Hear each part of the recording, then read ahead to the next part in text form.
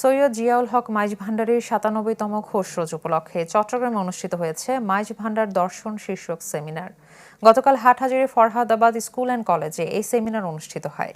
এতে মাইজ ভান্ডারী দর্শনের নানা দিক তুলে ধরা হয়।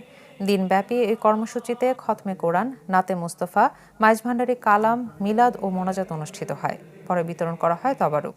মাইজ ভান্ডারী গাউসিয়া হক কমিটি কেন্দ্রীয় পর্ষদের সহ সভাপতি সৈয়দ ফরিদ আহমদ এ সময় উপস্থিত ছিলেন। ইমামুল আম্বিয়া ইমামুল মুরসালিন মাত্র তরিকা বিশ্ব সমাদৃত তরিকা মাইজ ভান্ডারী কোন হাপিতে বালাই দা চুরি